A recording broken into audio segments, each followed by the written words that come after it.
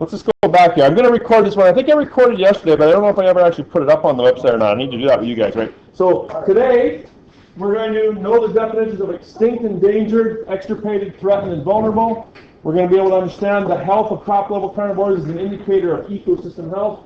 And you're going to be able to tell me why some areas have a greater number of at-risk organisms. It's all starting on page 14 in your textbook. So, which ones of the following are considered endangered in Canada? And the correct answers are C, D, E, and H. C, D, E, and H. And is that really something that you need? Yeah, what about I? What about I? Oh, is I one of them? Yeah. Uh-oh. Don't tell Brett. I too? In the textbook it says endangered. Okay, I'll trust you. I'll trust you.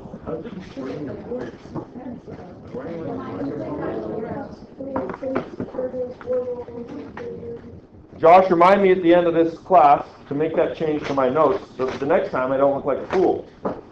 I probably will forget. You will probably forget. Okay. Question number 2. Oh, yeah. Okay. Yes, this is one of those at a time things. Okay? Up to this way. So what do you think, you're going to have to look in the book there, what do you think was the first reason for the decline in bald eagles in the Lake Erie area? Lake Erie is one of the Great Lakes, down by Toronto there. What was the first reason for the decline in bald eagles in the Lake Erie area? Pardon me? You should be able to find it there. I see it in paragraph 2 on page 14. D on here. It says in the book here that during the 1700s and 1800s, the bald eagle was common along the northern shores of Lake Erie. By the early 1900s, biologists had started to note a decline in the numbers. Early settlers and farmers regarded the bird as a threat to livestock and were only too ready to kill them. Bald eagles eat mostly fish, but they will take chickens and other small animals. So in other words, what was it? Correct answer was? Is it B? Bee hunting. Why did they not want them around? They were killing livestock like chickens, maybe small pigs, maybe scaring children. Mice, although I'm sure the farmers wouldn't care if the mice were killed. Maybe. Okay, so that happened in the early 1900s. Now there was another problem a little bit later. So what was the second reason for the decline in bald eagles? What was the second reason?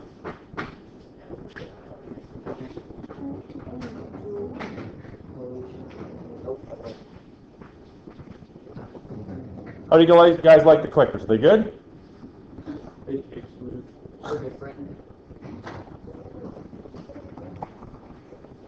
Brian, I'm waiting on you here. What was the second reason for the decline in bald eagles? Taylor, have you got your answer? Josh, is that necessary? It is. What was it, you guys? Everyone got it. A, well done. Pollution in the lakes, right? Where did that pollution in the lakes come from? Industrial. Industries, right? Yeah. Lots of industries around the Great Lakes. Josh, why do you think that would be? Because they're fishing. Well, they use the water. They use the water for plants, and they also use it sort of for getting rid of their waste. I saw some bald eagles once on the way to Nipawin, just a couple miles north of town. There was about 10 of them had nested there for the summer. It's very cool. Okay, this is an important question. The health of a top-level carnivore like an eagle. When we say top level, what do we mean? Top of the food chain. The big dog, last one, right? The health of a top-level carnivore like an eagle indicates that toxins are entering an ecosystem. Do you think that is true, or do you think that is false? What's the answer? I'm going to press stop, Dion. Correct answer is true.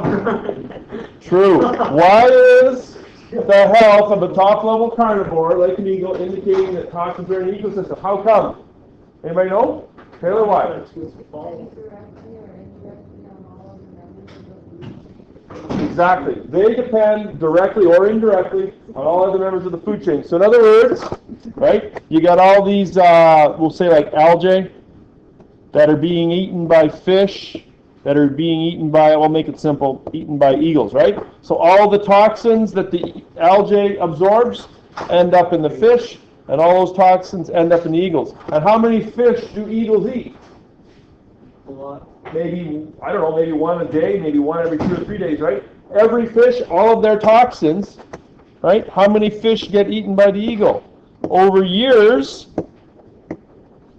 I could keep going forever. How much toxin is going to be entering in the eagle's diet? A lot, right? And so those are that's the indicator. What's that word that we use for something that indicates the health of an ecosystem? Bioindicator. Bioindicator. Oh, I think I gave this. Oh, I hate it when I do that. I get so excited about teaching something or other. Okay, well, should be easy. What's the correct answer? C. Just like I said over here, right? All of those, the algae gets eaten by fish, lots of algae get eaten by fish, which is then in turn eaten by eagles, and all the toxins are passed on. And we're going to talk more and more about that. Is this true at all? Toxins work their way out as they move up the food chain? That's absolutely the exact opposite, isn't it? That one is false. That one is false completely. Well, I think I did that to make you stop. Okay, now we're going to move into the learning about the different levels of endangered. So, this one you should probably already know. A species that is no longer found is called? You probably know this without even having to look.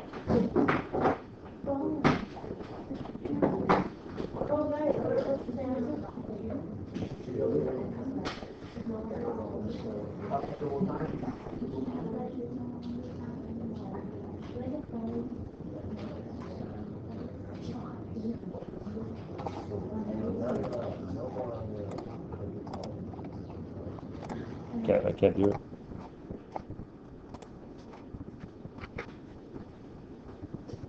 There are no longer any dodo birds. There are no longer any dinosaurs roaming. So they are roaming. Did you press enter? Sure, that's Josh. And Josh? You just wanted to be last, didn't you? Yes.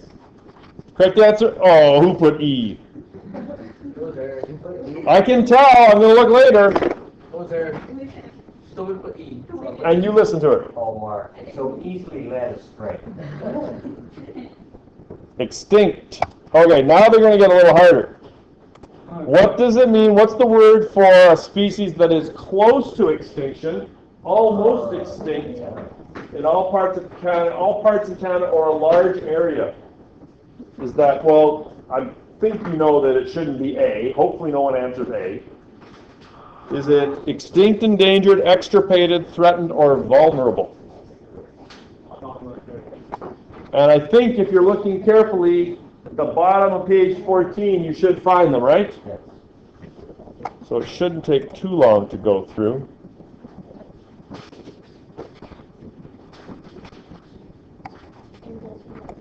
Who put A?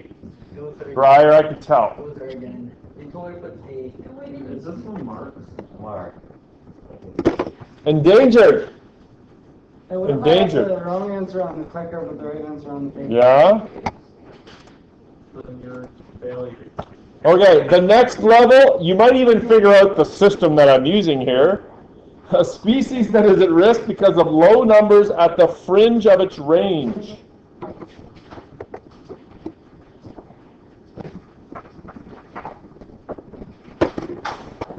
A species that is at risk because of low numbers at the fringe of its range is called what? Okay, first of all, what do they mean by range? What does the word range mean? Oh. What do you think the word range means in this case? Jayla, what do you think?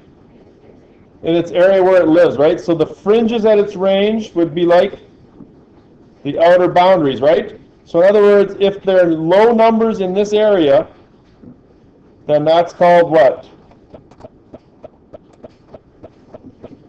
And that is called E. I switched it up. I didn't go A, B, C, D, E.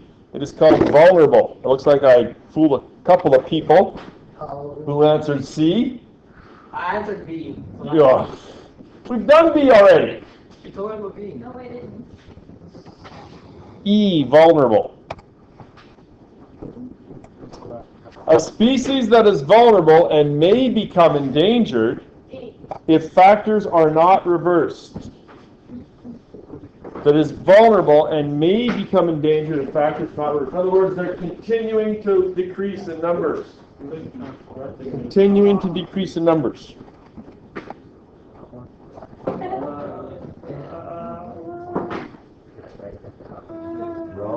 think I accidentally put the wrong one down. Uh-oh. Correct answer? Oh. Come on. The wrong button. Correct answer is, yay, everyone got it. Good for you guys. Threatened. Okay. Threatened. And the last one, I'm hoping you'll all get it almost automatically. A species that is no longer found in parts of Canada but is found in others. So it's extinct in certain areas. Which one is that? It's A. It's not A. Extinct in certain areas. Well, then it's a good thing I didn't click A, I clicked B.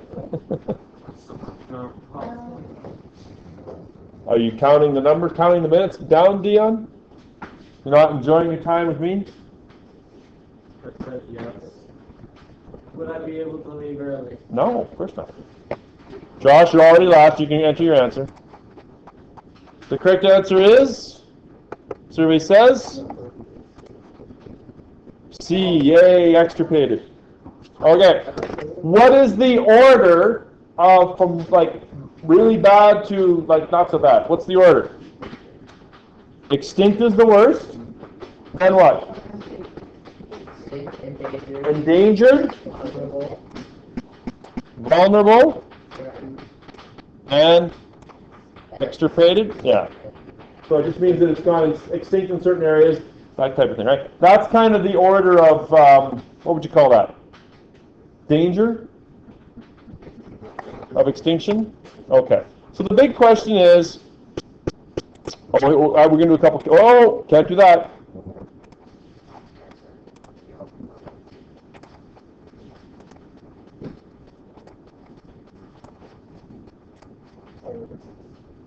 Okay, so here's an example.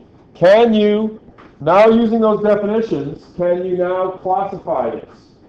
The wood turtle is found in pockets throughout southern Ontario, southern Quebec, New Brunswick, and Nova Scotia. Their numbers in Canada appear to be stable, but in the U.S. they are decreasing as they are being taken into homes as pets.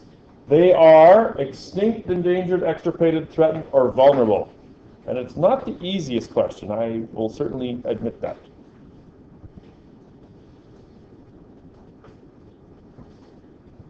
And to be honest, I don't know the answer until I click.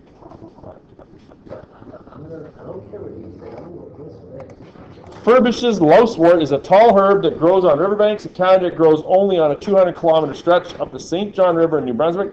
Forestry, farming, and flooding caused by hydroelectric dams all affect the area in which it lives. It is extinct, endangered, extirpated, threatened, or vulnerable.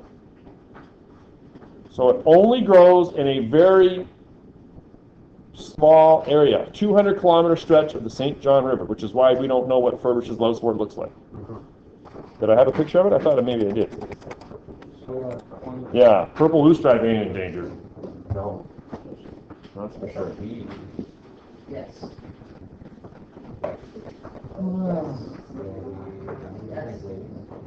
What do you think? These are hard, you guys. I get that. These are hard. I need to find better questions, one that are a little easier. It's only in a very tiny area. So what do you think? The correct answer from the book was B. Oh, Yeah, it was endangered. Whoops. Yeah? Your education? You're welcome. You're welcome. So, be endangered, a species that is close to extinction in all parts of Canada or in a significantly large location. So it's basically extinct everywhere except that little bit along the St. John River. Definitely endangered. Does that make sense? Last one. Oh, again, stop doing that. Should I mark that one? No, you didn't even notice it. The greater prairie chicken has not been seen in Ontario, Manitoba, or Alberta for many years. It was last seen in Saskatchewan in 1977. It's kind of like Bigfoot. It can still be found on the prairies in the United States. Is it extinct, endangered, extirpated, threatened, or vulnerable? Pretty obvious. Is it? Okay. I don't think these are easy questions. Are these easy questions, Tara? These aren't easy. It's not been seen in most of Canada. Can still be found on the prairies of the United States, so it has a very small range again.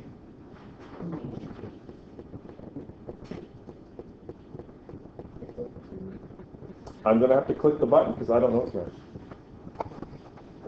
Josh, what do you say? Oh, that's right. I guess. You're guessing? Josh. Fill in. Nothing right is the wrong. Correct answer is, survey says, it's like playing Family Feud. Yes. C. I figured stupid wrong. Extirpated. See what I mean? What does extirpated mean? Extirpated is any species that no longer exists in one part of Canada but can be found in others. So a little different than endangered, right? So because it's widespread in the U.S., it's only extirpated, it's not endangered. Now, this one you're going to have to think about. This one is a think question. You're not going to find it in the book. This is the big idea from this little lesson here. Which of these areas of Canada do you think has the greatest number of organisms at risk? Is it BC? Is it Alberta, Saskatchewan, or Manitoba? That's great. Is it Ontario, Quebec? Is it the Maritimes? Or is it the North Territories, the North? And I don't think the answer will be in the book. This is a think and explain kind of question. And is that all that? Okay. Do you think you'll need to know this for the test? Will this be something that I'm going to ask you? Yes. What are the other big ideas from this lesson? I expect you to know the definitions. If you can't come up with definitions, then I at least expect you to know the order. Which one is worse?